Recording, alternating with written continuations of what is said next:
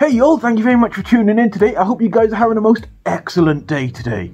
So obviously with COVID going on the last couple of years, there haven't been any conventions running, and obviously there's still been new furs joining the fandom, and there's been some furs who wanted to go to conventions but haven't actually been yet.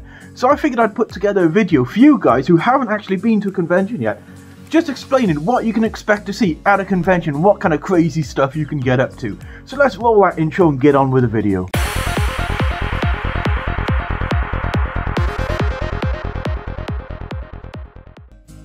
So in this video I've put together 5 things you can expect to see at a furry convention, and 5 things you can get up to, to really enjoy yourself. And the first thing I'm going to mention is something called the Fursuit Parade.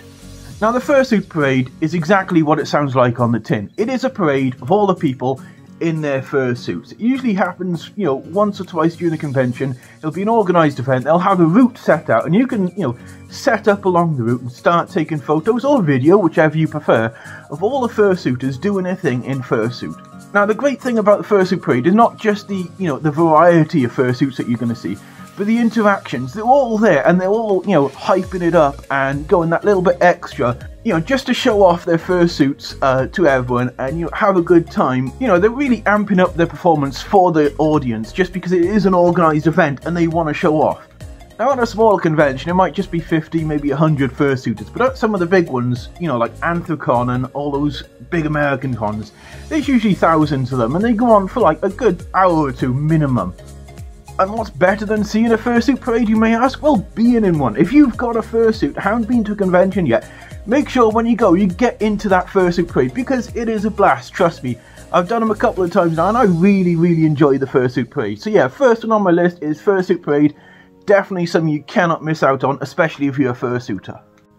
The second thing on my list is kind of a, 2 things rolled into one, and it's bloody expensive, and that is the Dealer's Den and Artist's Alley. Now virtually every single convention I've ever been to, there has been a Dealer's Den or Artist's Alley of some type. Even way back in the distant past of 2007 at RBW, which was a tiny little convention in London, they had a little area set aside for dealers and set aside for artists where you could go up and buy merch or commission artists. Like I said, this can be quite expensive because furry artists and dealers are, handcrafting these items. It's not just stuff you buy off the shelf and then just bring to a convention. These are almost always handmade by small businesses run by furries, so that the price can be quite high, so you do need to bring a lot of money to these. And while, they are getting better with bringing card machines and stuff like that, a lot of them still only deal in cash, so make sure you bring cash. Now what you can expect to see in the dealers den is things like fursuit makers, little memorabilia makers, that kind of stuff, artists selling prints of their art, that kind of thing.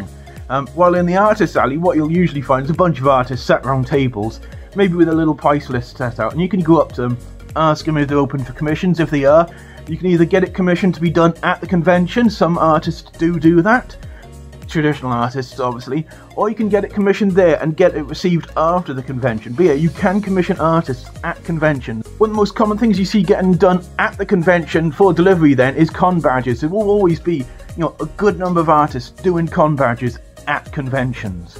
Now the next thing on my list of things you can do at furry conventions is most definitely my favourite of the lot, and that is the bar. Now I guarantee you, if you're looking for social interaction with other furries, or just hanging out, or just getting crunk, the bar is where you need to go. It is the centre of the convention, in my opinion. When you go to the bar, there will be hundreds of furries chilling out, drinking, having a good time. There will be fursuiters mingling amongst them, there will be people playing games, there will be people having a laugh. There may be a drunk passed out on the couch, but the matter of the fact is, it'll all be a bloody good time at the bar.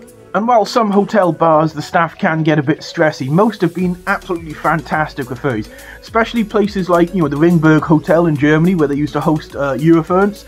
The bar staff there were completely on board, to the point that when the convention actually moved to another hotel, the bar staff followed it and came as attendees the next year. So yeah, the bar staff are usually well on board. When you go to places like Confuzzled, or I don't know much about the American cons, but definitely Confuzzled, they actually put on a special menu for the furries with, suggestive names of drinks and kind of stuff like that. I know it's not as prevalent in the US cons, but in the European cons and the UK cons, definitely, the bar is always a hub of activity and a very good laugh. So make sure you hit it up when you get to the conventions. Last but one on my list is something I've mentioned in a previous video, and that is the sweet rave parties that they have at the end of every single night at most furry conventions. You know, there will be some sort of main hall at every single furry convention you ever go to, and usually about 9 or 10 at night, they're going to switch that over from just being a generic plain hall to being some sort of sweet rave with lasers and smoke machines and all the kind of music you could want.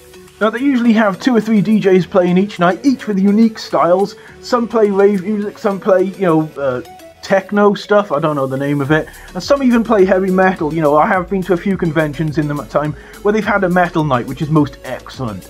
So make sure you hit the raves when you're there. Bring your glow sticks, bring your rave gear, bring whatever it is you do at raves.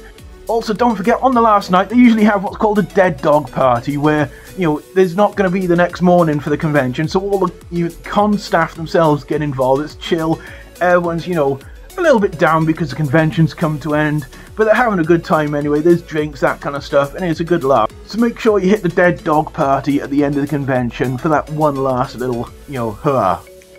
And the final thing I'm going to mention on my list for, you know, things you can do at furry conventions if you haven't been before is room parties. There are room parties of all sorts going on. Some is just a good bunch of mates getting together, getting drunk, you know, in privacy. Others, they'll be having games, that kind of stuff, you know. Cards Against Humanity, I know, was popular a couple of years ago, is exploding kittens, things like that. All sorts of stuff that you can do at furry conventions, you know, in little room parties. There's even, you know, more mature room parties if that's your thing. You know, these things do happen and they are a good laugh to hit up. So make sure, if you go to a furry convention, you know, and you hook up with some mates, if they invite you to the room party, go for it, dude. They're a good laugh. They're always fun. It's a more chill, relaxed way to end the night if you don't fancy going to the rave. So thank you very much for tuning into my video today. I hope you enjoyed it. If you did, drop a like, subscribe, all that kind of stuff. I'm almost at 200 subscribers, and as I mentioned in previous videos, when I get to 200, I'm going to be eating that weird fermented fish that I've got sat in the fridge, all canned up, so it's all good to eat, but it is horrific. I can't pronounce the name of it. It's Scandinavian, it's fermented, it's fish, it's going to be horrific. They say don't open it in your house because your house will stink forever. So, you know, when we hit 200, I will be going out into the back garden or something and videoing me eating that fermented fish. Other than that, you know, subscribe if you want to. I'd love that, but you don't have to, but please do. Other than that, though, you all have a great day, a most excellent evening, and I will see you guys in the next video, okay? Take care, ta-ra.